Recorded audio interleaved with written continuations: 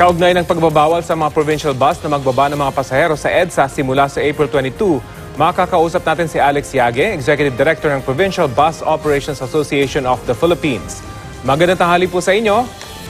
Magandang tanghali, Rafi, at saka sa nakikinig sa atin ngayong gabi, ngayong araw. Opo, ano po yung binabanggit ninyo na mga problema bilang epekto ng bagong pulisiya ng MMDA sa mga provincial bus sa April 22 kung kailan dagsa yung mga pasaherong pabalik po ng Metro Manila? Well, ang unang-una, magkakaroon ng napakalaking inconvenience. Kasi yung mga pasahero na galing probinsya na pauwi ng Manila, kailangan huminto sila doon sa Valenzuela. Pagdating sa Valenzuela, kailangan sumakay sila ulit ng panibagong either city bus o jeepney o UB Express papasok ng Manila. So, additional time, additional cost. Kawawa yung ating mga mananakay. So hindi po kayo naniniwala sa sinasabi ng MMDA na yung convenience, nakasanayan na raw kasi ng mga pasahero na kung saan nila gustong bumaba, doon sila bababa. Samantalang sa ibang bansa, meron talagang designated na areas kung saan pwedeng bumaba yung mga pasahero para mas maayos. Pero in this case, ang sinasabi po ninyo, dagdag oras para sa mga pasahero, hindi lang inconvenience po ito. Tama yun, Rafi. Bukod sa dagdag oras, dagdag gastos pa. Kasi mas mahal ang pamasahe pag sumakay ka ng city bus kumpara sa provincial bus. Ang pinakamahirap doon, Rafi, yung aming prangkisa, ang pangalan niya na is Certificate of Public Convenience. So, ibig sabihin yan, binigyan kami ng prangkisa. Yung aming prangkisa, dapat meron kaming terminal doon sa aming destination. Okay. So kung ang pasahero galing ng probinsya, dalawang klase kasi yan, Rafi. Yung long distance, yung long haul passenger, yung galing na malayo, ay maraming mga bagahe yan. So, hindi talaga ideal na magbaba o bumaba sila sa along EDSA.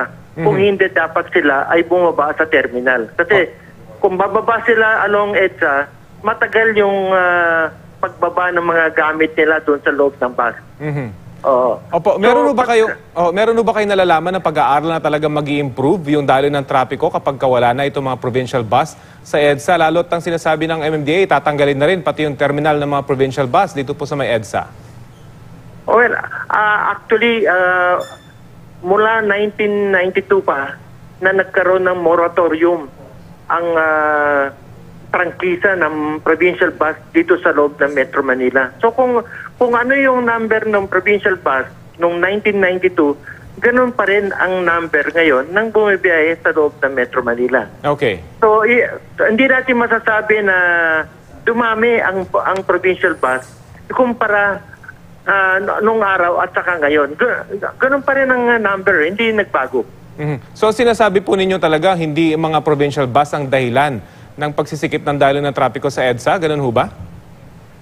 Actually, Rafi, ayon mismo sa MMDA, ang cost ng traffic ay yung mga terminal ng provincial bus. Dahil pag dumating ang mga provincial bus doon sa terminal, yung mismong terminal, doon pumaparada yung mga taxi, doon pumaparada yung mga UB Express, pati yung mga city bus na naghihintay doon sa mga pasahero ng provincial bus. So yun ang nakaka-traffic. Kasi oras nang huminto yung taxi sa harapan ng terminal ng provincial bus, paghihintay yon, ilang minuto yon na maghihintay, yun nakaka-cause na ng napakalaking traffic doon.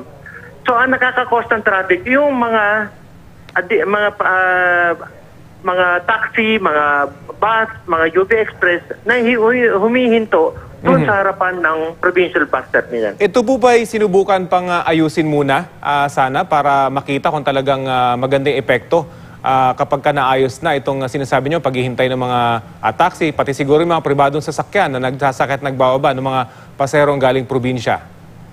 Actually, makikita natin yan. Meron ng, ang unang gumawa nito, Rafi, itong SM Mega Mall at saka SM North EDSA. Meron na silang sariling bay, hindi ba papasok?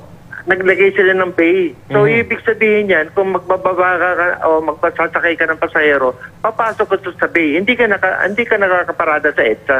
So, kung meron mga sistemang ganyan at kung pwede ho natin pakiusapan yung ating mga terminal ng bus na maglagay din ho ng lugar para yung mga magsasakay, magbababa, ay magkakaroon sila ng lugar para magsakay, magbaba ng kanilang mga pasahero.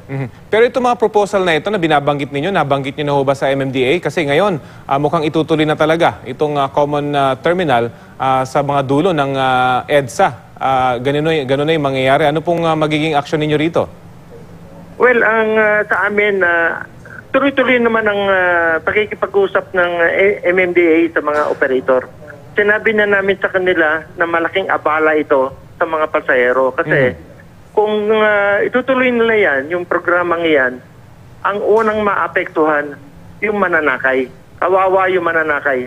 Napakalaking inconvenience sa kanila.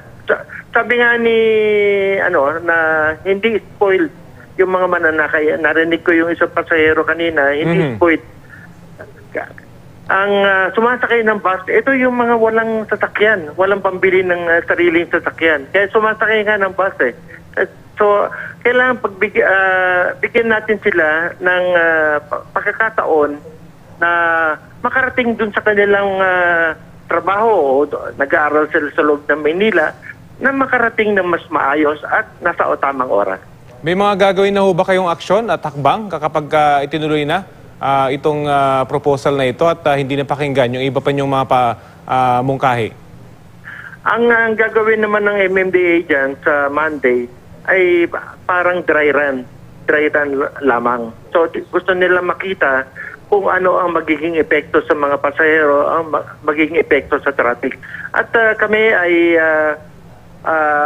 makikipag-cooperate sa kanila, titignan natin. At siguro ang inaanyayahan din namin yung media para makita nila mismo kung ano epekto ng panukalang ito sa traffic at saka doon sa mga mananakay. So ang sinasabi niyo po, pwede niyo pang subukan muna itong proposal ng MMDA para makita kung talagang epektibo o hindi. At tama yun, Rafi. Kami naman ay susunod sa panukala ng MMDA at kung sa tingin makikita natin sa dry run after April 22, makikita natin na meron nga silang katotohanan yung sinasabi nila, bakit hindi natin subukan? Okay, sige po. Mag-aabang po kami dyan at abangan din natin yung magiging dry run kung talagang epektibo nga ito o hindi. Maraming salamat po sa inyo. Maraming pong salamat, Rafi. Si Alex Yagi, Executive Director ng Provincial Bus Operations Association of the Philippines.